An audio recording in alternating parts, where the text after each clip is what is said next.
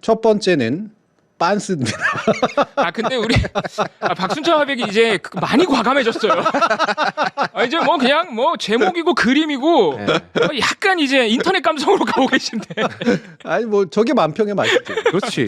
예, 제목이 원조 빤스의 입학입니다. 경향신문에 게재하던 시절을 생각한다면 절대 붙일 수 없는 제목이죠. 그렇습니다. 원조 빤스라니 세상에. 이거 너무 재밌어. 이건 설명이 필요 없어요. 네. 일단 먼저 빤스가 지금 들어가 계시고요. 그리고 원조 빤스는 지금 밖에 있는. 근데 왜 수위 밖에다가 빤스를 입은 걸로 묘사를 하셨을까요?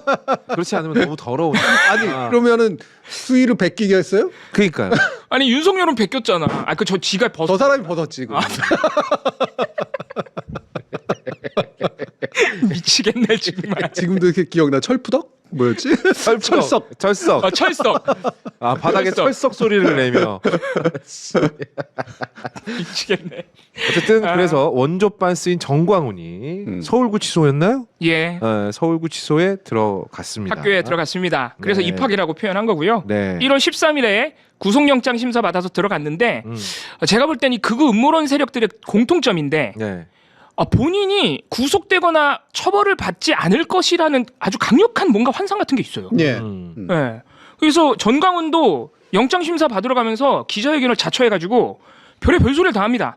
좌파 대통령만 되면 날 잡아가려 그런다. 봉욱 민정수석이 영장 치라고 지시를 한 것 같다. 경찰도 이미 나를 무혐의라고 봤다. 언제? 본인은 그렇게 주장해요. 거짓말이죠. 네, 거짓말이에요. 법원으로 들어간 사람들 그때 서부지법 폭동 때 법원으로 들어갔던 사람들은 우리 편이 아니다. 나를 욕하던 그런 시위를 하던 자들이다. 이렇게 얘기하는데 더 웃긴 거는 이 자리에서도 국민저항권을 주장했어요. 아니 그러니까요. 아니 법원에 들어간 사람들 나랑 상관없으면 국민정권권 얘기는 뭐하러 합니까? 그러니까 국민저항권을 또 얘기를 합니다.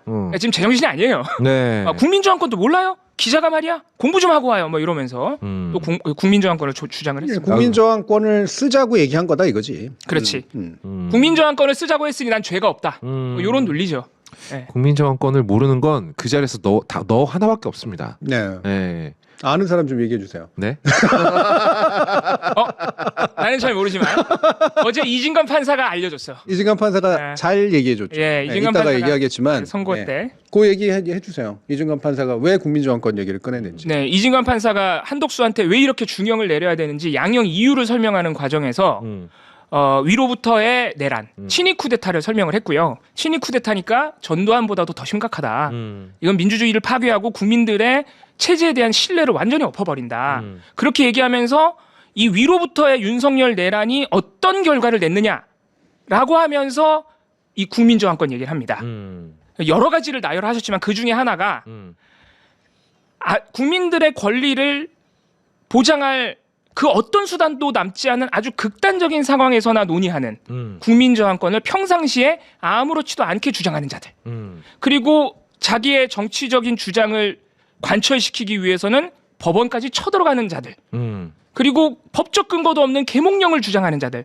이런 자들이 많아졌다. 바로 이게 윤석열의 12.3 내란 때문이다. 이렇게 설명을 했습니다. 그렇죠.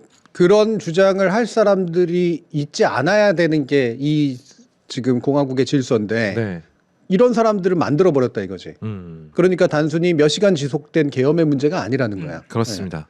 네. 내란이 지속되고 있다는 거고 그런 의미에서. 제가 예전에 그 전두환 관련해서 영상을 연달아 만든 적이 있어요. 근데 그 영상에 광주가 들어갑니다. 이제 저는 그걸 모래시계라는 드라마랑 엮어서 설명을 했는데 그래서 그러다 보니까 제가 이제 저항권이라는 말이 좀 궁금해진 거예요. 네. 저항권은 그럼 언제 발동된다라는 그렇죠. 게 당연히 헌법에 써 있겠구나 이러고 봤어요. 근데 국가 권력에 의해서 헌법의 기본 사항이 위배된다고 판단될 때 다른 구제 수단을 찾을 수가 없을 때 국민들이 최후의 수단으로 실력 행사를 할 수 있다라고 네. 헌법에 적혀 있어요. 그렇게 적혀 있어요? 직접 보기는 않았습니다. 제가 알기로는 안 적혀 있는데. 아마 저항권이라는 단어 자체는 없는 것으로 알고 있는데 뭐 얘기 나온 김에 찾아보죠. 마지막 이거 나누고 계시면. 챗 GPT한테 물어본 거 아니야? 헌법 서적에 적혀 있어요. 학서적에 적혀 있죠. 예. 그러면 해석을 한 내용인가 보다. 제가 이제 대학교 1학년 때 예. 헌법 그 개론 예. 네 거기서 봤어요. 예. 그래서 헌법 조문으로는 없을 거예요. 네 조문으로는 없습니다. 예, 조문에는 국민저항권 단어가 없습니다. 네. 그래서 이게 그러니까 이런 거죠. 이제 국가 권력에 의해서 명백한 우리의 헌법적 권리를 침해당했다고 판단될 때. 네. 예.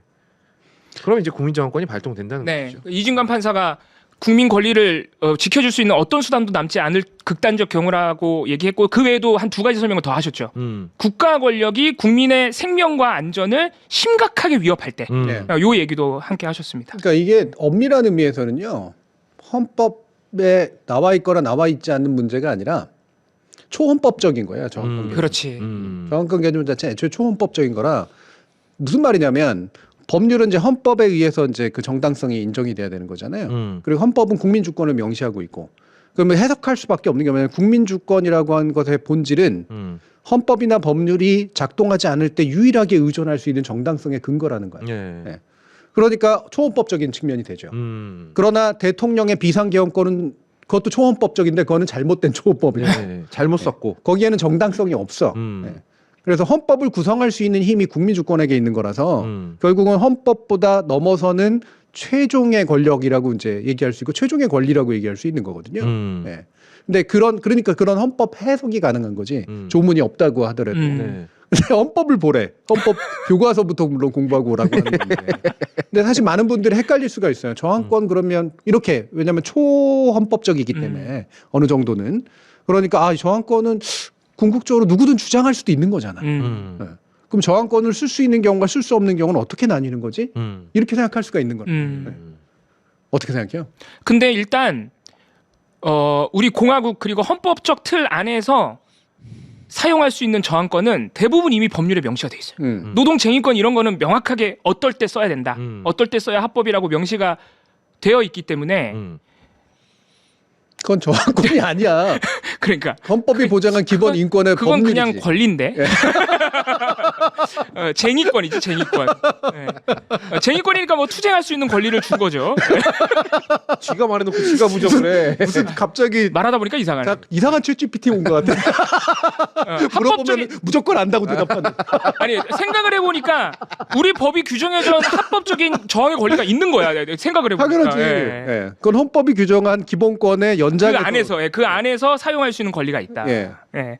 물론 그것도 사실 물리적인 힘을 쓰라는 건 아니기 때문에 예. 예. 한계가 있죠.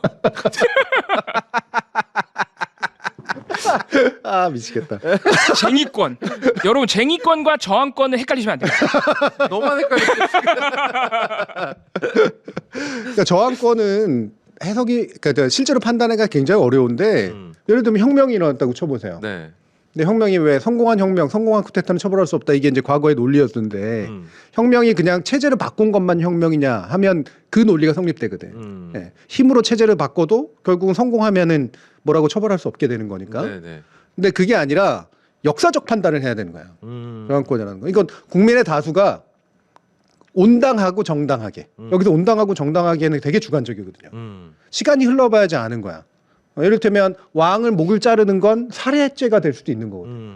근데 이거는 전 국민의 인민의 의지가 글로 결집돼서 결국엔 왕이 지배하는 제도를 우리는 용인할 수 없다로 뒤집어 버렸으면 그건 정당한 혁명이 되는 거잖아요. 네. 근데 그 당시 역사적 시점에는 그거는 반란일 수도 있는 거예요. 그러니까 시간이 지나고 역사적으로 평가되는 어떤 정당한 근거라는 게 부상해야 돼. 그런데 내가 개별 국민이야. 그런데 나는 이 헌법과 법률 인정할 수 없어. 그러니까 저항할 수 있어. 그건 안 되지. 그러면은 나가야지 나라 밖으로. 그렇지. 네. 네. 네. 저항할 게 아니라. 음. 그리고 광주 같은 경우에는요. 네. 먼저 경찰과 군인들이 시민들을 살해했잖아요. 네. 그러니까 나는 이 부분에 대해서는 명백한 헌법적 권리의 침해가 벌어졌다라고 생각해요. 그렇죠. 네. 그건 애초에 그 헌법 안에서도 문제인 거죠. 네. 그런데 서부지구 폭동 때 그런 일이 있었나? 없었잖아. 음. 그럼 이것만 봐도 단순하게 생각할 수 있는 거 아니야? 그렇죠. 먼저 그러니까 한마디로 국가 권력이 먼저 선빵을 쳤냐고. 그 선빵에 대해서 그 저항권을 발동할 수 있을 만한 권리를 우리가 저항권이라 한다면 선빵 맞은 게 없잖아. 아무 사유가 없었죠. 그냥 윤석열 구속이 마음에 안 든다고 법원을 부수러 간 거잖아요. 그렇지. 이 구속영장 발부라는 거는 우리 헌법과 법률에 따른 절차일 뿐인데 네. 그게 마음에 안 든다고 법원을 부셨으니 사실 말도 안 되는 얘기죠. 정강훈 씨 얘기는. 그래서 구속이 된 겁니다. 그렇습니다. 아마 자기도 구속임을 직감했나 봐요. 그랬던 것 같아요. 예, 예. 근데 아닌 것 같아. 그 들어갈 때 영상 보면은 네. 너무 당당해. 아니 그러니까 예. 오히려 나는 그날 당당해야겠다는 퍼포먼스를 보여줘. 그럴 수도 있다. 뭐 감옥 갔다 오면 뭐 대통령 된다 일단 말도 안 되는 소리도 하고 갔잖아. 그러니까 내가 가는 건 피할 수가 없겠구나라는 생각을 좀 직감한 게 아닌가. 네, 아. 뭐 그렇게 볼 수도 있고. 예. 저는 근데 약간은 더 허세에 가까웠다고 생각이 드는데 네. 뭐 안 갈 것 같고 가더라도 어쩔 수 없지만 음. 허세는 최대한 부리고 가야겠다라고. 예. 대통령력이 괜히 정말 뜬금없잖아. 평소에 뭐 대통령 꿈꿔온 사람도 아니고 네. 갑자기 대통령 얘기라고 갑자기 봉 얘기한다. 예. 자기가 그 정도 급에서 노는 사람이다라고 허세를 떨어야지 되는 거니까. 이게 전형적인 사기꾼의 예. 예, 말투죠. 이거 보면 여기 그림이 참 디테일하게 좋네. 한 수 가르침을 주시옵소서라고 말하고 사기와 공갈범들이 와서 아멘 이러고 있잖아요. 근데 정말 모든 사기와 공갈꾼들이 원하는 상황을 만든 게 정광훈이잖아요. 그렇죠. 사람들이 예. 알아서 와서 바치네. 내가 뭘 딱히 노력을 안 해. 물론 개인적으로 노력 열심히 했겠지만 이거 딱 그 어떤 사기 시스템을 구축을 해놓으니까 종교에 기대가지고 알아서 신자들이 와서 가진 걸 다 내놓네. 그러니까 이 사람들 보기엔 얼마나 신 같은 존재겠어요. 그렇죠. 정광훈은. 그러니까 그런 것까지 깨알같이 들어가 있습니다. 네. 네. 네. 근데 윤석열 씨는 먼저 이렇게 들어가 있는데 표정이 왜 저렇게 안 좋을까요? 똑따름하죠. 박수차들이 그리기로는 지금 표정이 되게 안 좋아요. 네. 정광훈 씨는 사실 윤어게인의 선두주자인데 뭔가 표정이 되게 안 좋은 게 윤어게인의 선두주자가 감옥에 와서 그런가? 그러니까 이제 내 한 줌의 지지자들도 이렇게 없어지는구나 뭐 이런 마음을 표현한 걸까요? 네. 그럴 수도 있고 제가 밖에서 계속 싸워줘야 내가 그래도 풀려날 일만의 가능성이라도 생기는데 네가 여길 따라서 기어들어오면 어떡하냐 이런 느낌도 좀 있고 그리고 지금 뭐 윤석열 표정 좋을 일이 뭐가 있겠어. 저는 이제 두 가지 포인트를 표현의 어떤 지점으로 삼았을 거라고 보는데 일단 한 가지는 두 분이 말씀하신 것처럼 네. 자꾸 나랑 친한 애들이 안으로 들어오면 안 좋은 일이잖아 나한테. 안 좋지. 많이 안 좋지. 옆에 오는 게 좋은 게 아닌 거거든 이게. 네. 네. 그게 일단 당연하고 또 한 가지는 이제 원조 빤스라고 이름 붙였잖아요. 지금까지는 나 혼자 빤스였는데 더 센 빤스가 온 거야 심지어. 그렇지. 감옥에선 이런 거 되게 중요합니다. 예. 명성 이런 거 중요해요. 그럼요. 저 사람이 빤스 대마왕이야 이랬는데 빤스 황제가 와버린 거 아니야 지금. 전광훈 씨 이날 구속되기 직전에 명언은 뉴스엔조이가 날 빤스 목사로 만들었잖아. 요거였습니다. 예. 뉴스엔조이 참 좋은 매체예요. 잘했어요. 훌륭한 매체예요. 나는 이걸 입으로 얘기하는 게 너무 웃겨. 싫었나 봐. 빤스 목사라는 그러니까 말이. 그게 되게 긁힌 거야 말 그대로. 아니 정강훈 씨 사실은 사실이잖아. 당신이 여신도한테 내 앞에서 빤스 내리면 내 신도요 아니면 똥이냐라고 했잖아. 그 영상을 최초 공개한 게 뉴스엔조이입니다, 여러분. 아니 뭐 없는 걸 만들어서 공격한 것도 아니고 당신이 한 말을 한 거 아니야. 그렇지. 저희 우리들이 여기서 계속 빤스 그러는 거는 네. 이거는 이제 좋은 건 아니지만 그래도 일종의 인용 저널리즘이라고 볼 수가 있죠. 다운표 저널리즘이 좋은 건 아닌데 네. 어쩔 수 없어요. 이건 한 말을 옮겨야 되기 때문에. 그렇죠. 심지어 법원에서 명예훼손이 아니라는 판례가 한 2개 쌓여 있습니다. 그렇게 불러도 된다. 정강훈을 빤스라고 불러도 된다. 하고 우리 사법부가 인정을 했다니까. 그러니까 그게 뉴스엔조이가 영상을 공개해서 그래요. 그러니까 정강훈 입장에서 그게 얼마나 짜증이 나겠어. 근데 이제 감옥에까지 들어가셨으니 밖에 사람들이 빤스 목사라고 부르는 걸 막을 도리가 없어요 이제. 그렇죠. 근데 나는 신도들이 너무 신기해. 아니 우리 교회 목사가 빤스 목사면 안 다녀야 될 거 아닙니까?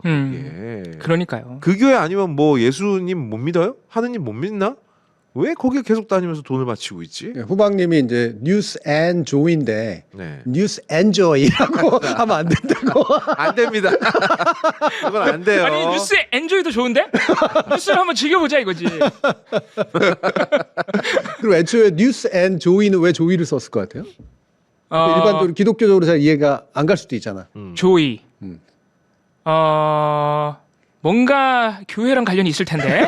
뉴스엔조이가 기독교 정상화를 위한 독립 매체거든요. 뭔가 연관이 있을 텐데 교회랑 하나님이랑. 시티 오브 조이라는 영화 못 봤어요? 시티 오브 조이가 뭐야? 조이네 동네? 돌아버리네 진짜. 그래요. 넘어갑시다. 예. 이 조이라는 말 자체가 음. 성경에서 되게 자주 쓰이는 단어예요. 네. 아 역시 내 예상이 맞았군. 네. 뭘 예상이 많았어. 교회랑 관련이 있잖아. 네, 근데 그 무슨 환희. 뜻으로 자주 쓰이겠냐 이거야. 꿈에서 교수님이래. 꿈에서 예수님이 나타나면은 너무 기뻐서 막 그런 건가? 예. 예수님을 만나잖아요. 음. 몇몇 아주 독실한 신자들은 그럴 때 맛보는 환희 이런 건가? 그렇죠. 음. 예. 그러면 되게 심각한 얘기네요. 예, 그냥 우리가 그냥 뭐 이렇게 술 먹고 헬로헬롱 하는 그런 식의 걸 얘기하는 게 아니라 되게 중요한 기쁨. 아, 그러니까 특히나 이제 그 복음을 들었을 때의 기쁨. 복된 음성이라고 이제 하는 복음이라는 게. 근데 그게 그거 그러니까 진리를 깨닫고 복음을 듣고 그러면서 흔히 은혜 받았다라고 표현을 하잖아요. 내가 새로운 삶을 살게 됐을 때의 기쁨 이런 뜻이야. 이거 쉽게 쓰면 안 되는 단어네. 근데 뭐 단어 자체는 예. 사실 이제 그 종교 안에서 쓰는 것과 그냥 밖에서 쓰는 그렇죠. 것도 예. 의미가 다르기 때문에 예. 예, 그냥 그래서 괜찮아요. 뉴스앤조이는 저는 잘 만든 말이라고 보는데 기독교적 전통 안에서는 여기서 말하는 뉴스가 이제 복음에 해당하는 거거든요. 아 그래서 뉴스와 복음이구나. 아 뉴스와 복음이네 그럼. 그게 더 정겨운데. 복음과 즐거움, 복음과 기쁨이죠. 뉴스와 복음이 아니라 뉴스 앤 조이 걔네래. 그 언론사 매체 이름을 짓는다고 그러니까 생각해. 네. 복음과 기쁨이 되는 거죠. 예. 자, 우리가 아직 이해 못 하고 있습니다. 뉴스와 복음과 기쁨. 이렇게 하면 되겠다. 그만해. 복음은 가스펠이라고 그게 이제 1대1로 이제 번역하면 그런 거고요. 그 가스펠이 가지고 있는 원래 뜻이 그거예요. 신의 음성, 복된 음성이 전파된다 이런 거예요. 우리는 지금 현대 사람이니까 뉴스를 그냥 새로운 소식 정도로 알고 있는데 예전에 그 뉴스에 해당하는 것은 뭐였냐면 새로운 어떤 뭔가를 알게 되는 거예요. 그러니까 말씀인 거죠, 말씀. 그렇죠. 말씀이죠, 말씀. 그러니까 나를 알게 해주는 게 뭐야? 선지자의 말이잖아. 그러니까 그렇게 지어진 이름이다. 아무튼 뭐 정강훈 씨는 구속됐고 우리가 뭐 웃으면서 얘기했지만 이번만큼은 제대로 처벌돼야 됩니다. 네. 정강훈 씨가 벌써 4번째 구속인데 뭐 중간에 보석으로 풀려 나오기도 하고 막 무죄 받기도 하고 그랬어요. 네. 그래서 이번만큼은 폭동 선동이니까 제대로 처벌 받았으면 좋겠습니다. 나는 이런 거 볼 때마다 참 우리 사법부 참 사람 좋다. 참 지네 안방까지 쳐들어와가지고 때려 부셨는데 말이에요. 너무 열통 터지는 게 그 몇 명 집행유예 줬잖아요. 그렇죠. 많이 걔들이 나와가지고 유튜브에서 막 떠벌떠벌하면서 돈 막 슈퍼챗 겁나 받고 있어요. 네, 문제예요. 야! 재판부가 내가 죄가 없으니까 날 풀어줘. 안에서 겁나 빌었을 걸 한 번만 봐달라고. 반성문 쓰고 그랬죠. 반성문 겁나 쓰고 막 이러다가 나오고 풀려 나오고 나니까 이놈들 내가 죄가 없으니까 나를 처벌할 수가 없어가지고 막 이랬다고. 그러면서 막 슈퍼챗이 막 미친 듯이 터집니다. 그거 보고 있나요? 사법부 자존심 안 상해요? 나 그거 너무 화가 나던데 정말. 예, 넘어가죠. 그 화를 좀 이따 또 한 번 내주시고요. 예. 왜냐면 오늘 또 장동혁 씨가 또 나와요. 네. 네. 이번 주 같은 경우면은 즐거웠고 뉴스앤조이야. 맞아. 강동이 오늘 너무 웃겼어. 박근혜 씨가 복음을 들고 왔죠. 뉴스 들고 왔죠. 그리고 장동혁은 조이 했죠. 조이 했죠. 이제 밥 먹을 수 있어. 집에 돈가스 먹어야지. 우리 너무 조롱하는 것 같은데. 미안한데요. 저는 세상 모든 단식은요. 네. 절박한 이유로 행해지는 거기 때문에 조롱하면 안 된다고 생각합니다. 네. 기본적으로는 그래요. 하지만 이번 장동혁의 단식은요. 도대체 왜 하는지도 모르겠고요. 과정도 너무 코미디 같아서 조롱하지 않을 수가 없습니다. 특히 오늘로써 네. 스스로 웃음거리가 됐어요. 그렇습니다. 네. 조롱하지 않을 도리가 없어. 그러니까 예를 들면 우리가 이제 조롱이 잘못 쓰이게 되는 경우가 죽음을 조롱한다라든가 네. 이런 거잖아요. 네. 그러니까 이게 뭔가 금기시되는 어떤 금단의 영역이라는 게 있는 거니까. 네. 근데 저는 어떤 죽음은 조롱될 수 있는 경우가 있다고 보거든요. 그럼요. 네, 모든 죽음이 이제 대부분의 죽음은 절대 조롱의 영역이 되면 안 되지만 그 사람이 어떤 삶을 살았건 간에 예를 들면 그 죽음이라고 하는 것이 되게 이 공동체에 있어서 그 한 사람의 죽음이 네. 어이없는 죽음이 되는 경우 되게 많아요. 네. 그래서 그런 것들에 대해서는 적어도 조롱을 대놓고까지 할 문제는 아니지만 저런 죽음은 하면 안 된다라는 말을 해줄 필요가 있거든요. 예를 들면 단식 이런 단식하면 안 돼요. 그렇지. 이런 안 되죠. 단식은 안 돼요. 조롱당해요. 네. 이거는 이를테면은 이렇게 왜 정말 하지 말아야 될 죽음의 선택 같은 것들이 있지 않습니까? 네. 근데 그런 것들은 정말 죽음의 가치를 떨어뜨리는 일이잖아.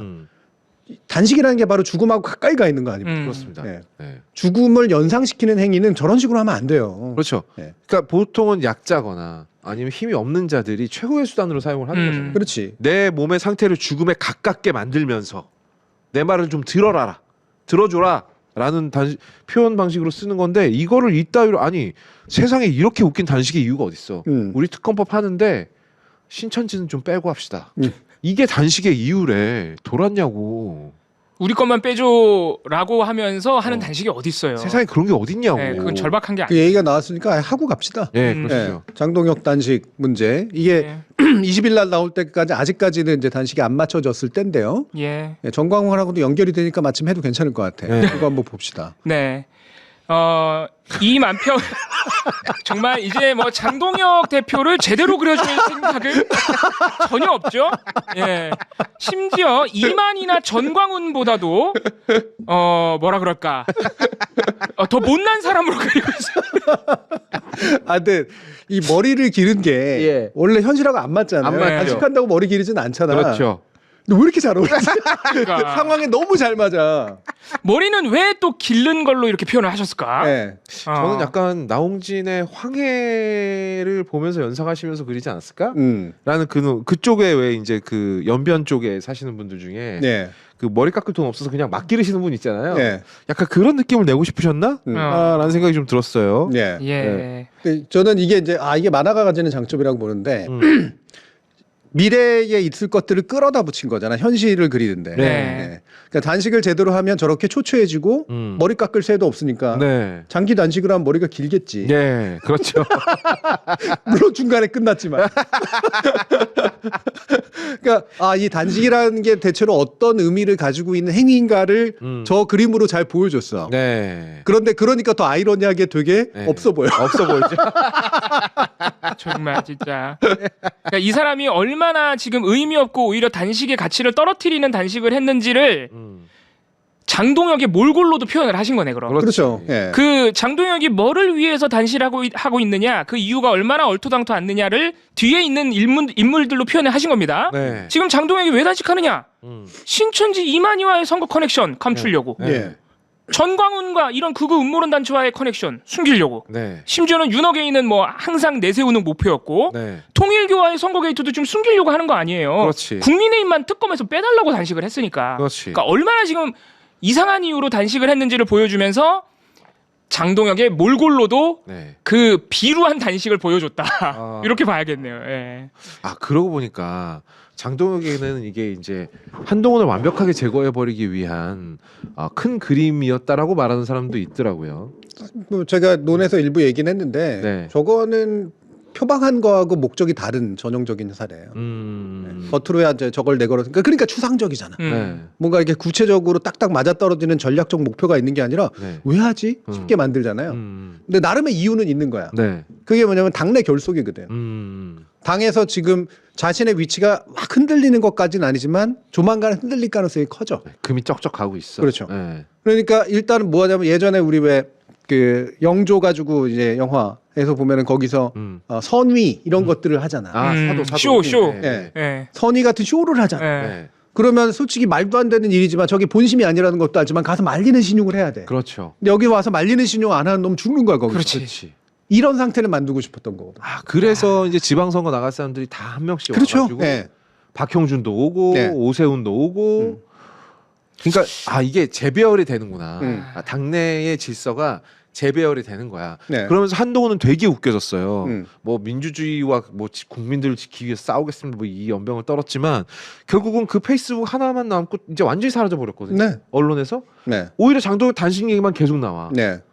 그러고 이제 단식 끝나고 나서 이제 며칠 안 남았어요. 그 완전히 한동훈을 제명. 제명시켜 버린다는 결정 딱 내버리면 아마 내일이 마지막일 겁니다. 그렇죠. 예. 한동훈 이제 완전히 정치 생명이 끝나는 거예요. 그리고 국힘은 장동혁이 맨 위에 앉는 그림으로 쫙 재배열이 되는 거죠. 예. 그러면은 나름 효과는 있었네요. 그렇죠. 어느 정도 효과는 있었어요. 네. 특히나 한동훈에 대한 자기 손에 피 안 묻히기. 예. 요 효과는 되게 노렸고 그리고 만약에 그 안 만나러 가잖아. 그러면 지지자들의 그 기세가 세죠. 근데 우리가 뭐 다 당대표가 저렇게 목숨 걸고 저렇게 투쟁하는데 말이야. 넌 안에서 분란이나 일으켜? 이러면서 천혜희가 되게 좋거든요. 그러니까 유승민까지도 움직이잖아. 근데 심지어 한동훈은 끝까지 안 왔다. 한동훈은 못 가지. 아마 오면 바로 텐트 닫고 안 만나실 거. 지금 한동훈, 내가 너 죽이려고 하고 있는데 지금. 한동훈은 가면 이러다 머리. 그래 환자가 그런 건데 어떻게 뭐라 그래 그걸. 아 근데 유승민 씨 얘기하니까 유승민 씨는 뭐 자기는 이번 지방선거에도 아무 뜻도 없다 그러면서 아니 윤호개인의 수괴인 장동혁을 찾아가는 것도 참 그것도 그러니까 아직 뭔가 정치적 야욕이 남아 있는 거죠 국민의힘 안에서. 그렇죠. 저 정치적으로 그냥 사라지고 싶지는 않은 거고요. 저는 이게 바로 그 유승민 씨의 정무적 감각조차도 되게 사라졌다라고 느끼는 게 바로 이거예요. 비겁해 그리고. 그러니까 자기는 되게 나는 아직도 되게 대단한 사람이라고 생각해. 그리고 이와 같이 이렇게 어린 것들끼리 막 싸우고 있는 상태에서 그래 장기적으로 결국은 이런 것들을 다 쌓아안고 내가 보수 세력을 통합할 사람이야. 이런 자의식이 있으니까 아 진짜요? 가서 어른으로서 뭔가 이렇게 도닥거려 주는 듯한 모습. 와. 이걸 하고 싶은 거라고. 정신 나갔네. 솔직히 말하면 박근혜 오는 이유하고 똑같은 거예요. 너무 박근혜도 자기 거기 왜 주제를- 갑니까? 그러니까요. 예. 뭐 박근혜 씨 얘기가 나왔으니까 오늘 진짜 제가 뉴스 열심히 몇 년 동안 봐오면서 봤던 장면 중에 가장 기괴한 장면이에요. 와 정말 이렇게 뭐 장동혁 대표가 만나서 악수하고 조금 눈물 흘리고 그리고 앉아서 얘기를 나누잖아요. 대화가 두세 마디 안에 끝났어. 박근혜 씨가 몸도 이렇게 많이 상하고 단식을 이제 중단했으면 좋겠습니다. 그러니까 장동혁 씨가 알겠습니다. 아, 진짜 여러분 영상을 보세요. 그러니까 박근혜 씨가 뭐라고 하느냐? 그럼 저는 중단하는 걸로 알고 가겠습니다. 하고 네. 갔어요. 그러니까 이 이벤트가 어떻게 만들어졌을지 짐작하게 해줘. 네 뻔하죠. 원래는 이제 적어도 홍익표 수석이라도 오든가 네. 대통령이 메시지라도 내거나 정청래 대표가라도 오거나 그러면 대충 그걸로 갈라 그랬거든. 네. 그쯤 할라 그랬거든. 근데 안 올라 그러잖아 지금. 네. 아예 올 생각이 없어 보여 지금. 근데 중요한 건 며칠 더 버티면 한 사람이라도 갔을 거예요. 네. 그것도 못 버티고 있는 거야. 너무 배고프거든. 그러니까 박근혜한테라도 얘기해서 사발통문 넣어가지고 네. 그래도 우리 이 보수계에 그래도 남아 있는 다 감옥 가고 그러니까. 아니, 이명박도 있고 뭐 이명박이 오는 것도 참. 아 이명박은 오면 왜냐면 또 딴소리 한단 말이야. 이명박은 제가 계속 얘기해요. 이명박은 지지가 없어요. 보수 세력 안에 지지가 없어. 아, 그렇죠. 맞네, 지지가 그렇죠, 없네. 그렇죠. 그나마라도 지지 세력을 가지고 있는 게 박근혜거든. 네. 그리고 대구라도 좀 이렇게 건져야 되고 그러니까. 그러네 상징이. 이렇게 계속 넣어가지고 잠시라도 좀 와달라고. 아. 그 얘기한 거야. 박근혜는 또 세상 귀찮은 거야. 예. 왜 자꾸 나 건드려? 화장도 해야 되고 바쁜데. 근데 박근혜는 또 나름의 아직 본인에 대한 어떤 자의식이나 정치적 욕심이 있어서 또 왔어 또. 그것도 네. 뭐냐면 아유 그래도 내가 큰 어른이지라는 생각으로 온 거야. 그래서 그 천장 높은 저택에서 이렇게 친히 나오신 거지. 아무튼 뭐 이런 아니 쇼를 하려고 해도 좀 성의 있게 쇼를 해야지. 두세 마디 주고받고 끝났어요. 그러니까 제가 그 장동혁 대표의 그 단식을 그만둔 거에 대해서 제가 칭찬하거든요. 네. 칭찬은 그분을 위해서도 칭찬하는 거고 네. 전체 정치를 위해서도 칭찬을 하는 건데 그나마 잘했다. 좀 더 끌어봤자 자기도 안 좋아지고 정치적인 조건만 다 꼬여버려. 그러니까 가장 적합한 방식의 탈출구를 만들어줄 수가 없어요. 이 형태에서는. 맞아요. 그럼 자기는 점점 더 힘들어지는 거거든. 그러니까 이쯤에서 끝내는 게 맞아. 근데 맞는데 끝내는 형식이 뭘까가 되게 궁금했거든. 네. 근데 홍익표 수석이 오거나 대통령 메시지가 나왔을 때 끝내면 솔직히 한 찜찜해. 네. 말 듣는 것 같잖아. 네. 그러면. 그런데 박근혜로 끝내니까 난 너무 좋은 거야. 그냥 본질이 그대로 다 드러나 버리잖아. 아이고 정말 진짜. 그러니까 이게 아니 그리고 무슨 단식에 국민의 탄식은 오늘부터 들불처럼 타오를 것이다랑 저거랑 단식. 또 뭐라고 했냐면 오늘부터 진정한 단식이 시작된대요. 뭔 소리야? 아저씨.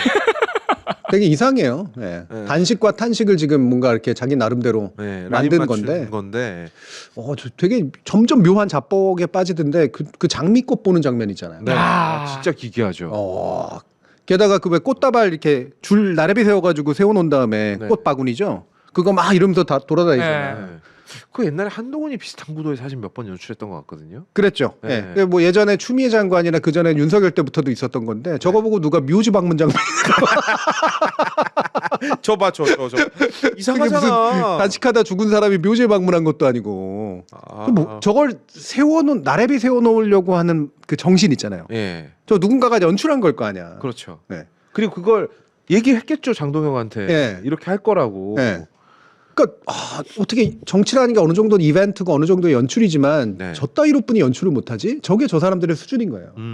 윤석열 때 그 삼각형 만들어가지고 사진 찍었던 거 이런 거하고 똑같아. 네, 진짜. 솔직히 더 나가면 그 추석 땐가 왜 손잡고 노래 부르고 이러던 거 용산에서. 그러니까 진짜 기괴한 장면. 근데 자기네들은 잘 만들었다고 생각해 그림을.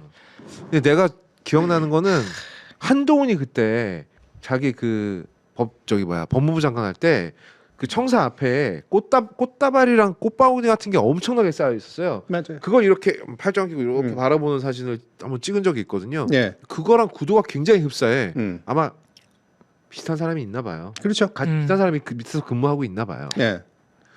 그리고 저쪽 세력이 저렇게 화환이나 꽃 가지고 뭔가 세레모니를 하는 거예요. 이렇게 맛이 들었는데. 그러니까. 그게 이상해요. 되게 그러니까 효능감이 있나 봐. 되게 뭔가 위세를 과시하기도 좋고. 네. 뭐 좋은 의미로 그러니까 좋게 해석해 주자면야 뭐 모든 민주정치야 의지를 모으는 일이니까 의지를 모으는 과정으로서의 유효한 수단이라고 생각하는 것 같은데 안타깝게도 정말로 후져 보이거든요. 아 너무 더 이상 후져 보일 수 없을 만큼 후져 보이거든요. 네. 근데 아마 그런 거 아닐까? 국힘에서는 지금 국민들에게 지지를 받는 정치인이 없잖아요. 네. 그러다 보니까 약간 그런 걸 더 자랑하고 싶어서 그런 건가? 음. 난 이렇게 나를 지지하는 사람들이 많이 있다. 맞아요. 여기 저거 아마 다른 구도의 사진이 몇 개 있을 텐데 정말 저것도 기괴해요. 네. 뭐 따라했다고는 생각이 안 들지만 네. 국민의힘의 어떤 정부 감각이나 현실 인식이 지금 저 정도밖에 안 되는 거는 확실한 거죠. 그렇죠. 계속 저 똑같은 그림을 만들고 있잖아요. 그렇지. 당대표가 달라지는 저걸 멋지다고 생각하는 거야 지금. 우리가 전에 한번 우리 해시라이브 초기에 말했는데 그 대통령 바뀌고 나서도 아직은 사장을 못 바꿨기 때문에 걔네가 그 약간 극우 또라이들 모아가지고 KBS 앞에 이렇게 막 이렇게 진쳤었잖아요. 아 기억납니다. 화환 보내가지고. 네. 근데 그 화환을 이렇게 둘렀잖아. 네. 그걸 설치하는 사람 되게 나 그때까지 라디오 할 때니까 신나게 이제 설치하고 다니잖아요. 근데 되게 없어 보이는 게 그게 플라스틱 조화야. 네. 맞아요. 좋아했어요. 맞아요. 심지어 네. 좋아했어. 그 이유가 뭐냐면 오래 두고 싶은 거야. 네. 네. 왜냐면 생화는 두다가 빼야 되거든. 네. 관리해줘야 되거든. 막 꽃잎 떨어지고 그러면 지저분해지고. 그런 식으로 그 퍼포먼스를 생각한다는 것 자체가 저 세력이 정치적으로 저는 의미 있는 세력이 더 이상 될 수 없다라는 거 너무나 잘 보여주는 것 같아요. 그리고 단식 과정에서도 뭐 오늘 이제 단식이 끝났고 좀 우스꽝스럽게 끝났으니까 이제 얘기할 수 있는 건데 그 국민의힘 사람들이 장동혁 대표 단식하는 이 8일 동안 약간 저는 저 사람들 망상에 빠져 있다고 생각한 게 네. 민주당에서 일부러 공식적인 언급에서 모든 의원들이 단식에 대해서 말을 안 했어요. 왜냐하면 괜히 말했다가 이렇게 조롱했다는 얘기 들을까 봐. 민주당에서 거의 아무 말이 안 나왔습니다. 네. 딱 한 번 어떤 분이 유튜브 방송에서 말실수한 게 있고 그건 말실수고 공식적인 언급에서 한 번도 안 나왔는데 자꾸 뭐라 그러냐면 민주당이 조롱을 한대. 그러면서 막 찾아오지도 않고 조롱만 하고 이런 부패한 걸 이렇게 얘기하는데 민주당에서는 정작 아무 말도 안 했고. 근데 2023년 9월에 이재명 대표가 23일 동안이나 단식할 때 실제로 위험했을 때 네. 그때 국민의힘에서는 얼마나 많은 조롱을 쏟아냈습니까? 실제로 걔네는 조롱을 했거든. 네. 그래서 야, 이 사람들이 너무 관심을 못 받으니까 이제는 거짓말을 만들어내서 민주당을 비난하는구나. 이런 생각이 들더라고요. 네. 그렇죠. 그때 우리 이 대표 단식할 때 몇 번 간단하게 얘기를 한 적이 있었잖아요. 되게 절박해 보이고 어떤 억울함을 얘기하려고 하는 줄 알겠고 사실은 그것도 똑같아요. 당내 결속을 다지기 위한 행동에 훨씬 더 가깝거든. 대외적으로는 국민한테 검찰이 얼마나 무도한 짓을 하는지를 설명하려고 하고 대내적으로는 그걸 이용해서 자기 대표를 잡아가게 만들려는 세력들이 있으니까 당내 결속을 다지는 두 가지 목적이 정치적으로 있었던 네. 거죠. 네. 그리고 그게 어느 정도 달성되고 난 다음에 끝내야 되는 거잖아. 근데 그 과정에서 저는 제가 이제 얘기한 게 뭐냐면 그 이 대표가 굳이 단식이라는 방법으로 저걸 하진 않았어도 난 된다고 생각한다. 본인의 몸 건강도 해쳐가면서 굳이 그 방식이 아니어도 충분히 검찰의 무도함에 대한 국민들도 알고 당내 문제는 다른 방식으로 이제 문제를 해결하는 게 좀 더 좋다라고 이제 그 당시에도 얘기를 한 적이 있는데 그래도 그거는 그 절박함이 바깥과 안쪽으로 뭔가 일관된 면이 있거든. 네. 근데 이건 완벽히 달라요. 그러니까. 바깥으로 내는 메시지와 안으로 목표하고 있는 바. 네. 왜냐하면 이재명 대통령 때는 그 당내 결속의 문제 그때 구속영장 심사 때문에 당내에서도 갈등이 있었으니까 근데 그것은 어쨌든 검찰 권력의 무도함과 연결되는 문제인데다가 그때 이재명 대표가 단식을 할 때 최상병 순직 은폐한 문제 그렇죠. 그리고 이태원 참사 아무도 책임지지 않고 관제 추문화 해대고 유가족을 모욕하는 문제 이런 것들 때문에 이미 절박했어요, 실제로. 많은 국민들이 절박했고 민주당도 절박했어. 맞아요. 이대로는 대통령이 저런 식으로 계속 나가면 나라 망한다. 절박함이 실제로 있었던 거거든요. 네. 그런 차원에서 보면은 국민의힘이 이번에 장동혁 대표 8일 동안 단식하면서 자꾸 뭐 우리를 조롱하지 말라 이렇게 얘기하는 게 뭐랄까 저 사람들은 다른 세상에 산다 지금. 그렇죠. 네. 되게 자기중심적인 세상에서 사는 거지. 적어도 나는 예전에 어떤 행동을 했었지를 비교할 줄라도 알아야 되는 거죠. 네. 아무튼 뭐 머리 긴 장동혁 씨가 만화상으로 잘 어울리는 걸 보니 네. 한번 시도해 보길 바랍니다. 네. 자, 그리고 원래 이제 두 번째 하려고 했지만 요건 하고 가야 되니까 왜 요 얘기가 나오는지는 좀 언급해 줘야 될 필요가 있죠. 언론 얘기는 꼭 하시니까요. 그러니까요. 이게 박수찬 아백이. 매주 하시지는 않는데 예. 그래도 한 2주에 한 번은 꼭 언론 얘기를 넣으십니다. 이게 뭐냐면은 일단 제목에는 동남아에선 이렇게 지으셨고 동남아에서는 개도 한국 세금을 물고 다닌다라고 표현을 쓰셨어요. 네. 그러면서 실제로 이게 지금 한국의 신문지들이 이 동남아 국가에서 이렇게 꽃 포장지로 쓰이고 있는 심지어 강아지가 이렇게 물고 다니는 그런 거로 묘사를 하셨고 강아지가 물고 있는 신문에는 종이신문의 정부 광고 매년 2천억이라는 문구가 쓰여 있습니다. 예. 네, 뭐 요거 정부 광고의 문제 우리도 많은 분들이 이미 아는 상황이지만 굳이 이번에 또 이 얘기를 하신 거는 이게 실제로 매블쇼에서 최욱 앵커와 최경영 기자가 말을 꺼냈고 일부 매체에서 요거 사실이야? 이런 식으로 좀 또 기사가 나왔어요. 네. 예. 그렇게 되면서 아마 박순찬 화백도 좀 관심을 가지셨던 것 같아요. 그래서 매부쇼에서 최욱 앵커랑 최경영 기자가 주고받았던 얘기는 많은 언론이 이미 특히 신문 같은 경우에는 시장이 이미 고사를 했는데 정부 광고로 연명하고 있다. 우리가 알고 있는 메이저 신문사들 1년에 정부 광고로만 100억씩 받는다라고 얘기를 했어요. 이렇게 얘기를 하면서 정부 광고 집행에 기준도 없다. 이런 식으로 이제 이야기를 했고 일부 매체에서 요거를 사실이다, 사실 아니다. 이런 식으로 기사를 내기도 했습니다. 예. 근데 전반적으로 보면 수치는 사실이라고 볼 수 있습니다. 그렇죠. 네, 수치상으로는. 수치는 대략적으로 맞고요. 예. 이건 뭐 찾아보면 금방 나오는 수치인데 뭐 네. 거짓말할 필요도 없는 거고. 예. 근데 지난 윤 정부에서 나타났던 중요한 특징인 거잖아요. 원래 정부가 바뀔 때마다 정부 광고 집행의 어떤 비중이 조금씩 바뀌는 경향이 있긴 있는데 대체로 민주계열의 이제 정부가 집권하면 자기를 미워하는 신문에도 그다지 안 깎아. 네, 맞아요. 맞아요. 예. 왜냐하면 욕 먹을 거거든. 지랄지랄 할 거기 때문에. 근데 윤 정부 들어서면 대놓고 깎아. 아, 진짜. 네. MBC한테 진짜 땡전 한 푼 안 주려고 그러고 막 네. 이런다고. 이런 게 너무 차이가 나거든요. 그러면 이게 기준이 있느냐 하면 기준이 없진 않아요. 예, ABC라든가 방송광고진흥공사가 또 나름대로 뭐 시청률부터 해가지고 나름대로 영향력 지표나 이런 게 있어. 근데 중요한 거는 그 기준은 눈 가리고 아웅하기라는 거죠. 예. 그렇지 않고서 MBC한테 거의 빵원 가깝게 안 주는 그런 일들이 생길 수가 있겠어요? 예. 말도 안 되죠. 정부 광고 집행 기준에 대해서 또 저 문재인 정부가 상당히 억울한 게 네. 이게 다 검찰 권력 문제죠. 문재인 정부 언론진흥재단에서 문재인 정부 때 그 ABC 발행 부수에 대한 신뢰도 문제가 제기됐기 때문에 네. 그래서 그러면은 우리가 어쨌든 우리 정부 소속 공공기관이니까 만들겠다 기준을 네. 정부 광고 집행. 손보려고 했죠. 예. 그래서 실제로 상당히 진행됐어요. 네. 그 이제 공공성 지수 이런 거 도입해가지고 뭐 그 신문사에 대해서 나 또 까먹었다. 신문윤리위원회인가? 제재 같은 거 자율 제재 하잖아요. 신문윤리위원회. 예, 신문윤리위원회의 제재 건수 그리고 뭐 기사형 광고 건수 이런 거 종합해가지고 우리가 공공성 점수 매길게. 그리고 요 점수에 따라서 정량적으로 우리가 정부 광고 주면 되잖아. 네. 이렇게 딱 계획을 짜놔서 집행 직전에 근데 정권이 바뀌었어요. 네. 윤석열 정부 들어오자마자 언론진흥재단에서 그거 공공성 기준 만든 사람들 다 수사받았습니다. 그렇죠. 형사 기소 당할 뻔했잖아요. 진짜 기소 당할 뻔했는데 기소는 또 안 된 것 같긴 네. 한데 네. 근데 엄청 많이 불려나요. 거의 1년 동안. 네. 그러니까 탈탈 털었는데 혐의가 안 나온 모양이에요. 그게 딱 정미정 박사 그 기소당하는 거하고 똑같은 구조로 다 예. 한 거거든요. 맞아요. 예. 네. 기존에 있는 사람들 중에 예를 들어 문정부 때 뭔가 나름대로 원칙 있게 하려고 했던 사람들을 싹 다 뒤져가지고 완전히 조롱하고 예. 진짜로 기소까지 가면서 재판까지 간 경우들까지 쫙 있는 사례에 해당하는 거거든. 진짜 무서운 놈들이에요. 그 당시 당한 분들 제가 개인적으로 아는 분들이에요. 언론진흥재단에 네. 거의 1년 고생하셨던데. 그거 그렇게 당하고 나면요. 그래서 검찰한테 보아서 자꾸 주면 안 되는 건데. 그러니까 진짜 예. 무서운 그렇게 놈들. 당하고 나면 사람 혼이 빠져요. 예. 그리고 어떻게 되냐면 전혀 이 일을 하고 싶지 않게 돼. 그러니까 의미 있는 일을 하려면 용기가 필요하거든. 네. 욕먹을 각오도 하고. 그 의미 있는 일을 하면 이따위 일을 당한다라고 하는 것들이 이제 완전히 조직에 박혀버리는 거 아닙니까? 그러면 복지부동을 넘어서서 윤석열 정부 같은데 정부 들어오면 그 말 따르는 게 차라리 나. 그럼 보복 안 당하거든. 왜냐하면 민주정부는 보복을 안 하니까. 예. 그러니까 이쪽을 따랐어? 그럼 당해. 그러니까. 그럼 어떻게 정리가 되겠냐고. 뻔하지. 아 진짜 무서운 놈들입니다. 그래서 우리도 보복을 좀 해야 되나?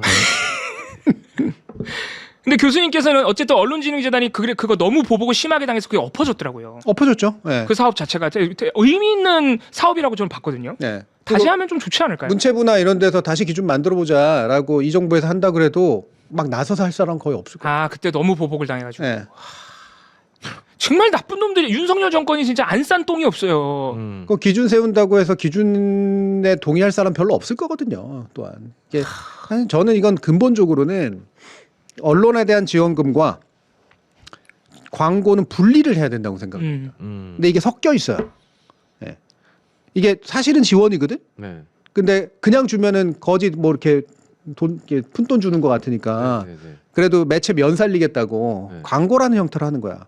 근데 광고 실어봤자 그 효과 없는 거 뻔히 알잖아. 아무도 안 보는데. 네. 기업들이 돈 주는 거하고 똑같은 구조거든요. 그렇죠. 예. 그러면 광고를 기반으로 해서 그 어떤 그 기준을 만든다고 하는 건데 광고 효과를 측정할 수 있는 기준은 비교적 심플하게 할 수 있어요. 그대로 하면 돼. 네, 그대로. 예를 들면 유튜브가 돈 나눠주시 하면 된다고. 아 그렇죠, 그렇죠. 문제 기계로. 많죠. 여러 가지 문제가 많지만 광고 효과를 생각 그냥 그거로 하면 돼요. 차라리 시장성으로 보고 차라리. 네, 차라리 차라리. 그게 솔직하니까. 네. 네. 그리고 나머지 공공성 기준으로 이제 보는 그래도 언론이 먹고 살아야 될 필요도 있거든요. 왜냐하면 지역 언론 같은 거 사라지면 안 되고 그래도 정보 언론, 그러니까 언론이라고 하더라도 신문 우리가 마음에는 들지 않지만 그래도 신문이 하는 공공적 기능이나 방송이 하는 공공적 기능이 있거든. 적어도 뭔가 이렇게 공보 역할을 하니까 그러면 그 기능을 하는 데 대해서 가장 기본적인 지원금을 주는 것들은 필요할 수도 있어요. 근데 그 지원금을 주려면 그거는 펀드 형식으로 돼야 돼. 지금도 언론진흥기금이라는 형식으로 펀드 형식으로 돼 있거든. 네. 근데 그 펀드를 따는 과정이 필요하다고 그러면 나는 이런 공공적 기여를 할 테니 얼마를 지원해 주시오. 이런 식으로. 그렇게 해서 경쟁 시스템으로 가서 그 심사해가지고 주면 되거든 그러면. 그래서 지원하고 광고를 분리를 해야 되는데 요게 이제 잘 안 되고 있는. 저는 이재명 정부는 할 수도 있을 것 같아요. 대통령의 그 거기에 대한 문제의식은 확실하거든. 예. 그리고 꾸준히 국무회의에서도 이 얘기가 나옵니다 또. 네. 이재명 대통령이 또 물어보기도 하고 관심이 있는 것 같아서 그러면 광고 비중을 좀 줄이고 그렇게 일종의 심사를 받아서 점수에 따라 지원금을 차등 배당하는 그런 비중을 좀 늘려야겠네요. 그렇죠. 비중 네. 자체를 좀 네. 좋은 방법입니다. 네. 예. 사실 몇 차례 이 얘기할 때 교수님께서는 광고 주지 말고 이런 얘기도 하셨는데 정부 광고 아예 없애고 그냥 차라리 솔직하게 돈으로 줘라. 네. 지원금을 줘라 이 얘기도 그게 하셨어요. 나은 것 같아. 예. 아무리 생각해봐도 네. 너무 이건 눈 가리고 아웅이잖아요. 그러니까 광고를 그렇다고 이제 완전히 없앨 수는 없으니까. 그렇죠. 아예 그러니까 완전히 이제 없앨 수는 명확하게 이건 지원금임을 명확하게 하라는 이제 그런 예. 취지인 거고 광고 일정의 액수는 이제 남겨놓으면 되고 그거는 별도의 계정으로 하면 돼. 그러니까 기금은 기금대로 모으고 이거는 이제 그 정부 광고의 대행비로 하는 거거든요. 예, 언론진흥기금이라는 게 정부 광고를 언론진흥재단이 대행해줘요. 그럼 대행하는 만큼 10% 정도 수수료를 떼. 네. 그럼 언론 만약에 예를 들어 1,000억이 된다. 그러면은 한 10억 정도, 100억 정도가 생기고 막 이러잖아. 네. 이거 가지고 지원금 주는 방식이거든요. 근데 이게 그러니까 두 개로 주는 거지. 지금 일단 지원금도 있고 광고도 있고 막 그러니까. 근데 이 돈을 전체 돈 중에 뚝 하고 나눠. 정부는 문체부가 원래 담당하는 기관이거든. 홍보수석이 아니라. 여기에다가 정부 광고를 1년에 한 500억 이런 식으로 지정해. 이거는 광고 효과로 철저히 집행하면 돼. 소진하면 되는 거고. 네. 나머지 뚝 떼어가지고 이거는 기금화해. 자, 기금의 목적은 몇 가지가 있어. 예를 들면 혁신기금, 뭐 언론 저널리즘 혁신기금, 또는 뭐 예를 들면은 그 교육기금 뭐 이런 것들이 있거든요. 지금 언론진흥제는 이미 하고 있는 것들입니다. 맞아요. 비중이 이걸 작아서 그래요. 심플하게 몇 개로 나누면 돼. 네. 그리고 그 중에 일부는 저는 떼가지고 쿠폰화 시키면 된다고. 이 얘기 문재인 정부 때도 나왔는데. 네. 미디어 쿠폰으로 만들면 되거든요. 그건 문체부가 충분히 할 수 있는 일이야. 여기 영화도 쓸 수 있고 내가 좋아하는 언론사에 기부도 할 수 있고 이런 방식으로. 이거 하면은 물론 뭐 예를 들면은 고성국 TV 같은 데가 다 가져갈 거다 이렇게 얘기하는데 그 기준 만들어서 고성국 TV가 그 기준에 맞는 어떤 언론사로 가입하면 나눠줄 수 있게 하면 되는 거지. 그렇죠. 뭐 사람들이 보는 건 확실한 거니까. 그 출입 매체도 심사하잖아요. 그런 그럼요. 것처럼 네. 심사해가지고 그렇게 하면 됩니다. 고성국 네. TV는 그래도 안 줬으면 좋겠어요. 아무튼 이게 박순차 회백이 아니면은 사실 이런 문제에 관심을 기울이지도 않는데 또 이렇게 만편까지도 그려주셨습니다. 네. 덕분에 저도 많이 찾아봤어요. 그래서 네. 공부 좀 했습니다. 근데 저는 이 강아지의 눈이 아까 나왔던 강아지의 눈이 이렇게 묘하게 되게 좀 재밌어. 이게 네. 약간 문자가 바뀌었네. 그리고 네. 약간 불쌍 맞아요. 네. 약간 불쌍하고 공허해. 공허하죠. 공허해요. 그리고 원래 개도 뭐를 물고 다닌다 이거는 어디서 유래한 건지는 알죠? 개도 뭐를 물고 다닌다? 네. 이거 뭐 없는 말이 아니거든. 그걸 살짝 바꾼 거야. 그게 패러프레이즈. 약간 뭐 부자 동네 가면 뭐 개도 뭐 금덩어리 물고 다니고 뭐, 뭐 이런 그런 거. 식이죠. 예. 예, 예. 아 우크라이나에 가면 김태희가 밭을 가지고 있다 뭐. 그건 뭔 소리예요? 그건 예쁜 여자 얘기잖아. 어. 그게 아니라 부자 동네에 가면은 돈이 넘쳐나서 개도 돈을 물고 다닌다 뭐 이런 예. 거. 비슷한 뜻 아니야? 아니 뭐가 비슷해? 아니라고 좀 해주세요 교수님. 취지는 비슷해요. 봐봐. 그 정도로 흔하다 뭐 이런 그래. 정도의 미치겠네. 아닌데. 그런 얘기잖아. 알겠습니다. 이게 원래 이제 예전에 그 막 목포니 뭐 이런 데들 예전에 항구 되게 잘 될 때 네. 그때 아, 워낙 현금이 많으니까 걔도 10,000원짜리 물고 다닌다. 그렇지. 예. 그런 표현으로 흔히 쓰던 거거든. 근데 이걸 세금을 물고 다니다로 바꾼 거죠. 근데 거기는 돈이 많아서 그렇다 쳐. 우리 세금이 뭐 나만 넘치는 수준 그러니까. 아니잖아. 자, 자 그리고 네 번째 제일 중요했던 거, 제가 제목을 사법구조관 이진관으로 달아놨습니다. 아 만평 자체가 근데 구조가 아니에요 지금. 네, 예. 정확합니다. 이진관 판사의 어제 1심 선고를 딱 한 컷 안에 그 의미를 표현을 해주셨습니다. 일단 기름장어가 작살에 꽂혔는데 그냥 꽂힌 게 아니라 지금 3번 꽂혔어요. 3번. 그러니까 철저히 단죄했다. 그리고 징역 23년 통에 담아가지고 잡아가고 있는데 그게 끝이 아니라는 겁니다. 물에 빠져서 허우적거리고 있는 사법부를 구조해서 이진관 판사가 구조해서 나오고 있는 그런 장면으로 그리셨고 이진관 판사를 조금 더 잘생긴 게 그려주지. 저는 그런 생각했습니다. 실물이 훨씬 일단 닮게 그리는 게 중요하니까. 상당히 닮았구만. 닮긴 닮았는데. 네, 닮게 그리는 게 중요하지 뭐. 그리고 아니 돈 받고 캐리커처 그려주는 것도 아니고 뭘 잘생기게 그려줄 필요 뭐 있어요. 저는 이 제목을 법관의 책무라고 붙여주신 게 네. 인상적이었어요. 네, 그렇죠. 판결만 잘해줘도 되는데 판결만 잘해도 되는 그 법관의 책무인데 그거를 이진관 판사는 도대체 몇 개의 지금 책무를 짓어지고 이 선고를 내렸나. 예. 이진관 판사의 이번 판결문을 보면 우리가 딱 느끼는 게 법을 이렇게 배워야 된다. 법을 백대현처럼 배우면 안 되는 거예요. 백대현은 공부 잘했을 거거든. 잘했겠죠. 그러니까 그 법의 어떤 내부 논리로 보면은 그 자체로는 완벽까지는 아니지만 그렇게 형식 논리상으로 문제가 되진 않아. 그러니까 어디 가서 욕 먹을 그거는 아니라는 거죠. 그러니까 공식이 네. 딱딱딱딱 맞아떨어지게 했거든. 되게 공식대로만 교과서적으로 했으니까. 했단 말이에요. 예. 근데 왜 우리가 그거 가지고 열받았냐? 이게 교과서라서 열받는 거야. 왜냐하면 교과서는 언제나 쓸 수 있는 게 아니거든요. 우리가 교과서 가지고 나가가지고 밥 벌어 먹습니까? 아 말도 안 되죠. 그렇다고 교과서가 문제가 예를 들면 배우면 안 되는 게 아니잖아요. 교과서로는 배워야지. 그러나 우리가 결국 사회생활을 하고 뭔가 현실과 함께 싸우려면 이 현실의 풍부함에 대해서 우리가 알고 있어야 되잖아요. 네. 그러니까 법관이라는 게 공부 잘하는 게 어떤 건지를 백대현이 보여준 거고 이상할 수 있다는 걸 지규현이 보여준 거다. 그러니까 우리가 생각하는 법관이 아닐 수 있다를 지규현이 보여준 심지어 거야. 교과서도 아니야. 네. 지 맘대로 막 구속 기간을 시간으로 계산해. 그렇지. 거긴 약간 노래방 책 같은 느낌이야. 근데 말씀해 주시니까 백대현 재판부랑 비교를 해 주시니까 법학 교과서에는 내란의 역사적 의미는 안 알려주거든. 네. 법전에 안 나오거든. 내란이 얼마나 심각하고 위험한 범죄이기 때문에 역사적 판단에 따라 어떻게 판단해야 되고 양형을 따져야 되는지를 교과서는 안 알려줘. 그러니까 가장 결정적으로 차이가 난 게 백대현 판사나 이진관 판사나 모두 마지막에 양형 이유를 설명할 때 피고인에게 유리한 참작 사유를 나열을 했습니다. 똑같이 고령과 초범이 언급됐어요. 그런데 백대현 판사는 그 피고인에게 유리한 참작 사유인 그 두 가지를 이유로 양형을 대폭 줄여버렸습니다. 반가이를 해줬죠. 반가이를 했어요. 네. 고령과 초범이라는 이유로. 네. 네. 아주 고급스러운 어휘죠. 네. 네. 그런데 이진관 판사는 똑같이 고령과 초범을 언급했는데 그러나 이것은 위로부터의 위로부터의 내란이다. 친위 쿠데타는 아까 우리가 얘기했듯이 너무너무 위험해서 반드시 엄단하여 예방해야 된다. 너무 그렇기 맞는 때문에 말이에요. 피고인에게 유리한 참작 사유가 인정되지 않는다. 오히려 엄히 처벌해야 된다로 간 것입니다. 그렇죠. 결론이. 네. 이게 역사적 의미를 정확하게 이해했기 때문에 이건 시민적 교양에 충분해서 충분히 합리적이잖아요. 그리고 잘 말씀했듯이 이 이진관 판사가 이게 이런 식으로 끝난 건 정말 다행히 사람 목숨 안 잃고 끝난 건 시민이 목숨을 걸어줬기 때문이야. 그리고 사법부는 고마워해야 돼. 이게 얼마나 중요합니까? 계엄사령부가 갑자기 그 사법부를 대신하는 상태가 오면 얼마나 법관 쪽팔린 상황이야. 네. 근데 이거를 법관이 막은 게 아니야. 법으로 막은 것도 아니야. 시민이 나서서 막아줬어. 다시 말해 우리가 재판할 수 있는 권리를 시민이 막아준 거라고. 그래서 이진관 판사가 중간에 살짝 울컥했나? 그 그렇죠. 얘기할 때. 그게 되게 중요해. 그러니까 이 사람의 진심이라는 게 더 느껴져요. 어. 그러니까 우리가 세금으로 녹 먹고 살고 판사로서의 권위를 가질 수 있는 건 이 공화국이 정상적이니까 가능한 거야. 네. 우리의 사법부의 기능을 시민이 막아준 거라고. 그러면 그걸 전제로 우리 사법부는 판단을 내려야지. 시민이 왜 이걸 막아줬는지.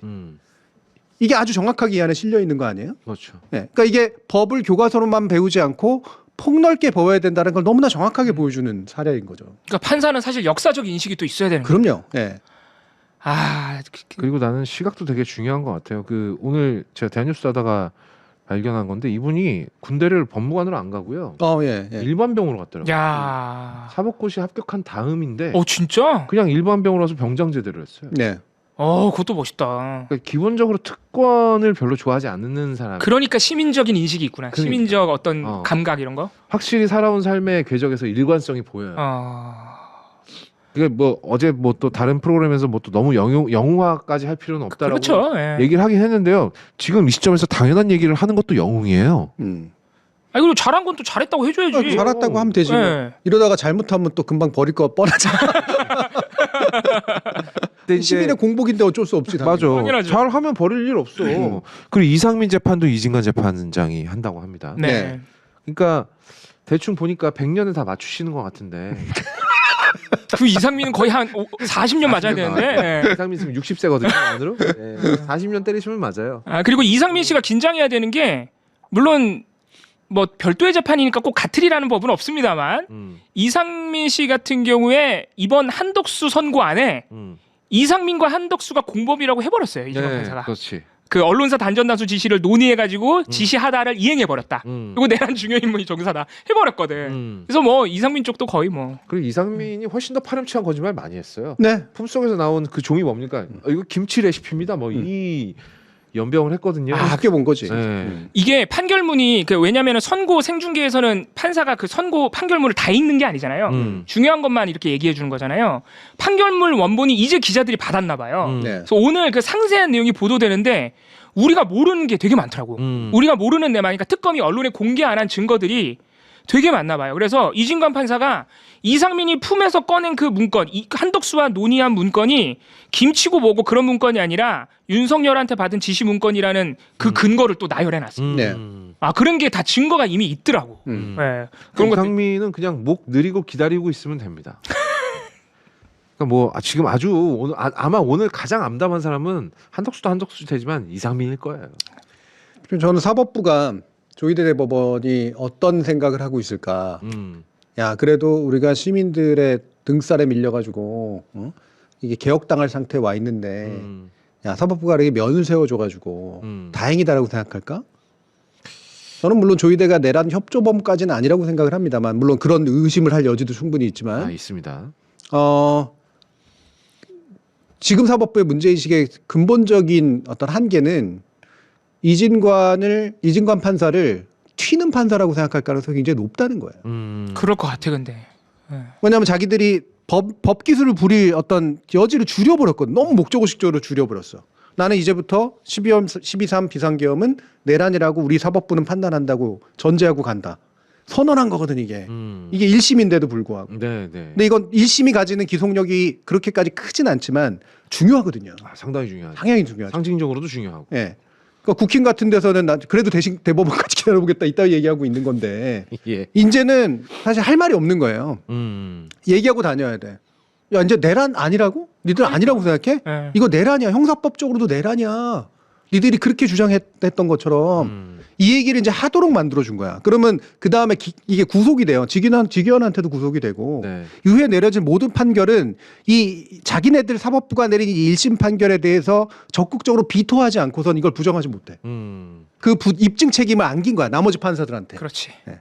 그러면 기술을 부릴 여지를 확 줄여놓은 거거든. 그렇죠. 이 새끼 때문에 줄였네. 이런 생각할 거라고. 몇 배로 어렵게 됐어요. 네. 기술을 부리려고 한들 앞에서 이진관 판사가 깔아놓은 논리들 다 반박해야 되잖아요. 네. 그럼요. 무슨 수로 반박할 거예요 이거? 판결문이 엄청 세밀해요. 진짜 근거 하나하나 다 나열했고 원래 그래야 되지만 왜냐면은 선고 읽는데 1시간 걸렸어. 그러니까 이게 엄청 세밀하게 판단했다는 반증이죠. 어떻게 보면은 네. 시간이 오래 걸렸다는 것 자체가. 그래서 이제 내란이라고 그동안 인정하지 않던 자들에게 할 말 없게 만들었다는 부분이 굉장히 의미가 큰 게 조선일보가 어제 선고 나오니까 본색을 드러냅니다. 이진관 판사는 유죄의 예단을 갖고 판단한 거야. 과도한 판결을 했어. 그렇다는 얘기가 거침없는 있다. 판사가 아니라 거친 판사. 거친 판사야. 참네. 내란이 입증되려면은 욕을 안 폭동을 할래. 일으켜야 되는데 아니 무슨 폭동이 일어났어. 6시간 만에 끝났는데 음. 조선일보 아직도 이 소리예요. 네. 그러니까 판결문을 안 읽었는데도 이런 얘기를 하는 건지 모르겠지만 그게 왜 6시간 만에 끝났지만 이게 내란인지 어제 선고할 때 다 얘기해줬잖아. 이진관 판사가.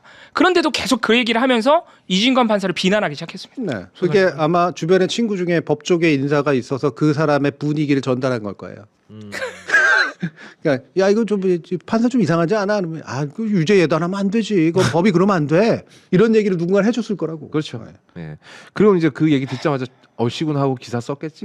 예. 이런 시선도 있다. 이렇게. 정말 그 유죄를 예단했다라는 그 근거가 있을 거 아니에요. 그 네. 근거가 진짜 황당한데 이진관 판사가 영장 한덕수 재판하는 과정에서 증인으로 나온 국무위원들한테 자꾸 계엄을 말렸습니까? 계엄 말렸어야 되는 거 아니었습니까? 이렇게 물어봤다는 거야. 그러니까 계엄을 말려야 되는 범죄로 예단했다는 거예요. 진짜. 그러면은 뭘 물어봐야 되지? 아무튼 그런 얼토당토하는 기사를 쓰고 있습니다. 아무튼 조선일보가 공격적으로 나오면 인생 잘 살고 있는 겁니다. 이진관 판사님 굉장히 잘하고 계신 거예요. 예. 근데 어떻게 선고가 나와도 이런 기사를 쓰냐? 이 사건, 그러니까 이 재판을 보고 이제 두 가지 사법부에 관련해서 이제 생각이 들었는데 하나는 진짜로 구조해 준 거거든요. 사법부에 이미 침몰해 있지. 사법부는 침몰해 있는데 구조를 해준 거야. 그러니까 일종의 알리바이를 준 거라고요. 예. 그러니까 사법부가 그래도 괜찮을 수 있어. 좋은 판사는 좋은 판결을 내려줄 수 있어. 그래서 완벽히 100% 냉소하거나 그냥 절망하는 게 아니라 희망을 품게 하고 기대를 품게 하잖아요. 이게 혹시 희망 고문이 될 수 있나라는 생각을 한번 해볼 필요가 있거든요. 근데 이게 만약에 사법개혁의 필요성을 예를 들면 약간 완화시키는 장치로 활용이 된다면 일부 중도가 그렇게 생각할 수도 있죠. 네, 그렇다면 이진관 판사의 이 재판 결과는 개혁에 있어서는 그렇게 좋은 일이 아닐 수도 있어. 차라리 개판 쳐놔야지 될 수도 있는 거야. 근데 이제 이거는 뭐냐면 파국의 논리예요. 파국의 논리. 파국이 와야 정신 차리고 뭔가를 한다. 흔히 이런 논리거든요. 저는 이런 사람들이 계속 나와야 된다고 생각을 해. 그래도 사법개혁은 해야 된다고 생각해요. 왜? 이런 사람을 살아남게 만드는 게 사법개혁이야. 그렇죠. 지금은 핍박받을 가능성이 높은. 그렇죠. 예. 이진관 판사가 이 판결을 내리면서 많은 걸 포기한 거 아니겠습니까? 그럼요. 예. 정관도 포기한 거지 어떤 면에서는. 예. 그리고 그 사법부 안에 이너서클에서도 외면당할 각오를 한 거잖아요. 그렇지. 네. 그러니까 이렇게 개인의 어떤 그 나름의 의지를 가지고 살아남는 판사들 성향에 의존하지 않고 그 성향이 시스템화되도록 만들어주는 거 이게 사법개혁이거든. 예. 이런 사람들이 남고 주류가 될 수 있도록 만들어주는 게 사법개혁이야. 그러니까 당연히 해야지. 그 사법개혁의 핵심 이진관 판사와 같은 분들이 마음 놓고 일할 수 있게 만들어주는 핍박받지 않게 만드는 사법개혁의 핵심이 역시 우리 방송에서 자주 말씀드렸던 법관 평가제도 대법관 추천제도에 민주적 통제 들어가야 된다. 그럼요. 예. 왜 그거 법원행정처 니들끼리 알아서 하냐 이거죠. 맞아. 예. 아니 뭐 저기 뭐야 그 하다 못해 우리 방송인들 같은 경우에는 시청자들의 판단을 받잖아요. 하다못해라고 얘기할 필요가 없어요. 전형적으로 받고 있는 겁니다. 네, 전형적으로. 너무 잔인할 정도로 봤죠, 솔직히 말하면. 그래서 네. 제가 같이 하는 KBS에서 지금 프로그램 하고 왔으니까 원래 이재성 아나운서라고 있었어요. 네. 근데 KBS 내부 평가 때문에 교체됐어요. 진짜? 그래서 지금 다른 아나운서로 바뀌었어요. 그래요? 그분 잘하시는데? 잘하지. 응. 근데 아마- 잘생기고 키 크고. 그래서 좀 마음에 안 들었는데 뭐야 KBS 내부 평가가 아니고 자기가 마음에 안 드는 거 아니냐? 투서한 거 아니야, 투서? 저는 아무런 힘이 없어요. 그리고 저는 솔직히 이제 재성이랑 좀 친해질만 했는데 네. 좀 아깝다. 좀 안타깝게 됐죠. 네. 그러니까 뭐든지 이게 그냥 KBS에서 위더르신 몇 명이 보고 판단을 한 게 아니고요. 시청자 내부 평가, 외부 평가, 안에 시청자 의원회 뭐 이런 거 다 종합해서 판단을 내린 거라고요. 그럼요. 네. 네. 근데 왜 법원은 무슨 용가리 통뼈냐고 왜 지들끼리 그러니까. 알아서 내부에서 판단을 다 하냐고. 네. 말이 법원행정처지 사실 대법원장 마음대로 평가하는 거잖아요 법관들에 대해서. 그러면. 네. 네. 아무튼 참 그것도 어렵습니다. 근데 네. 대법원 조희대 대법원장 임기가 너무 많이 나왔어. 참 어렵습니다. 내년 7월까지잖아요. 아이고. 그것도 그나마 정년이 돼가지고 그런 거잖아. 아 맞아. 원래 더 남았어요. 네. 이게 그 2024년 9월인가 아마 그때 됐을 거예요. 되게 늦게 됐어. 네. 이번에 사법개혁 논의는 아마 이제 당분간 숨고르기 들어갈 거예요. 일부는 물론 이제 될 수 있겠지만 지방선거 이후에 좀 더 본격적인 것들을 구상해야 될 거라고. 근데 기억을 보통 까먹어. 여러분들의 실제 인지적 기억이 없어진다는 얘기가 아니라 감정적 기억이 사라진다고요. 맞아요. 약해지거든. 그 지금 감정적 쿠팡 얘기 조금씩 드문드문 사라지는 네. 거랑 비슷해요. 근데 이거를 유지하는 게 참 힘든 일이에요. 왜냐하면 분노 유지하는 게 쉬운 게 아니거든. 그렇죠. 예. 그래서 분노를 유지하라는 얘기가 아니라 분노를 좀 더 오래 갈 수 있는 감정으로 바꿔야 돼. 예. 그게 되게 중요하고 되게 정치적으로도 상당히 중요하거든요. 그래서 매번에 그 울뚝불뚝하지 말고 어떤 것들을 감정적으로 잊지 않을 것인가. 이 몇 개의 목록들을 계속 유지해가는 게 되게 중요한 거예요. 저는 검찰개혁도 역시 마찬가지라고 생각을 합니다. 검찰개혁 아주 쓸데없는 싸움들을 좀 많이 해가지고 좀 문제인데 이게 어쩔 수 없이 감정을 키워버리고 그러니까 잊지는 않게 만들고 있습니다만 저는 검찰개혁을 통해서 우리가 이루고자 했던 게 뭔지를 절대로 잊으면 안 된다고. 그거는 검찰이라는 존재를 악마화하려는 게 아니라 모든 국가 권력은 폭력적일 수 있다라는 아주 그 당연한 전제에서 그리고 지금은 경찰에 비해서 검찰을 더 많이 순치해야 될 때인 거예요. 맞아요. 더 많이. 그래야지 왜 이놈이 좀 용가리처럼 막 이렇게 뛰어나고 있었으니까 목 자르고 팔 자르고 해가지고 순치해야지. 그러면 딴 놈이 뛸 거라고? 그건 그때 가서 해결해야지. 그렇지. 예. 네. 왜 지금 와가지고 다 마치 두 가지 괴물을 다 다스릴 수 있을 것처럼 합니까? 그렇게 하면 국정원은 뭐 가만히 있어? 뛰어오르는 놈들을 최대한 순치시키는 게 우리의 개혁의 목적인 거거든요. 이걸 잊어버리면 안 돼. 뛰어오르는 거 하나하나씩 모가지 치다 보면 안 뛰어오르는 놈도 생기겠지. 그럼요. 예. 모가지 당하겠다 싶어. 그게 무서우니까 이제 안 뛰어오르는 놈들이 생기는 거지. 네. 그러니까요. 검찰이 기소권, 수사권, 영장 청구권 모두 독점한 채 오랜 기간 권력을 남용할 때 검찰에 대해서는 한 번도 순치해야 된다고 얘기를 안 했는데 네. 이번에 드디어 그 권리를 좀 분한하려고 했더니 경찰이 괴물이니까 경찰은 또 순치해야 된대. 이거 말이 안 되잖아. 경찰은 권력을 독점한 적도 없어. 기소권을 가져온 적이 우리 없잖아요. 채널에도 가끔씩 네. 붙는 거. 그것도 이제 이른바 대통령을 지지한다는 사람들이 하는 얘기. 맨 검찰만 그렇게 때려잡으면 경찰은 가만 놔둡니까? 이런 걸 궤변이라고 하는 거예요. 궤변이라고. 지금 그게 논지의 본질이 아니잖아. 경찰에 그래서 경찰이 뭘 했는데라고 말하면 답도 잘 못해. 예. 경찰이 뭐가 문제인지 답도 잘 못한다. 그러니까. 뭐 10,000건, 20,000건이 뭐 쌓여 있고 어디서 이상한 거 듣고 와서 해요. 그거 근거 뭐냐고 대라 그러면 잘 못 돼. 예. 어디서 그냥 한 얘기 듣고 와서 하는 거거든. 들은 거는 근거가 예. 없지. 수치가 만 그러니까 엄청난 거 같고 막 이러니까. 그러니까 우리가 검찰 개혁이라는 단어를 그래서 잘 기억해야 돼요. 검찰을 개혁하려는 거다 지금. 그렇지. 아, 그리고 참. 저처럼 그냥 봐도 빡칠 만한 건들을 몇 개 모아놓는 것도 좋은 방법이에요. 그때 분노할 수 있거든요. 가령 예를 들어 쿠팡 같은 경우에는 나는 그 사망한 노동자 이야기들 보면은요 아마 몇십 년이 지나도 새롭게 빡칠 거예요. 예. 왜냐하면 제가 그런 노동자로 살아봤기 때문에. 그래서 누군가가 길에서 그렇게 죽음을 맞았는데 이놈들이 모른 척했다.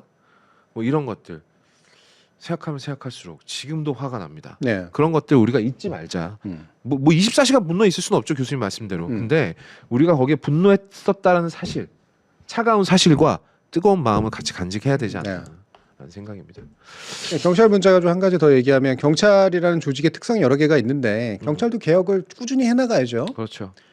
근데 여러분들 검사가 무서우세요? 경찰이 무서우세요? 검사가 무서워. 만나본 사람은 하나같이 검사가 훨씬 더 무서운 걸 알아요. 근데 그게 왜 무서울까?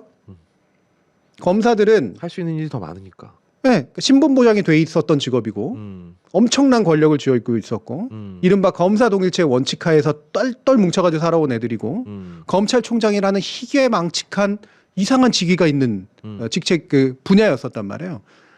예를 들면 경찰총장이 있습니까? 청장이 있을 뿐이죠. 청장이 있을 뿐이죠. 예. 그 경찰청장 밑에서 우리는 동일체하라고 주장하던 경찰들이 문화가 있었습니까? 전혀 없죠. 완전 족보구나. 경찰은 솔직히 말하면 그냥 모래알이에요. 심지어 지역별로 싸워. 그렇지. 지역별로. 사이도 별로 안 좋아. 사이가 안 좋아. 그래서 경찰의 악마 얘기하는 게 딱 뭐냐면 사람이 많다는 거야.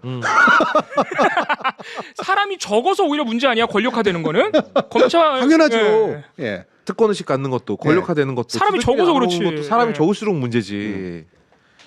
아 그리고 현장에서 그 치안 담당하는 경찰은 사실 많으면 좋은 거죠. 어떻게 보면. 예. 예. 그럼요. 그래서 검찰에 대해서 절대 잊지 말아야 될 거는 그래서 그런 식의 그 정말 레비아탄 같은 정말 이상한 괴물로 성장해 온 되기 때문에 이걸 철저하게 순치해야 된다는 거.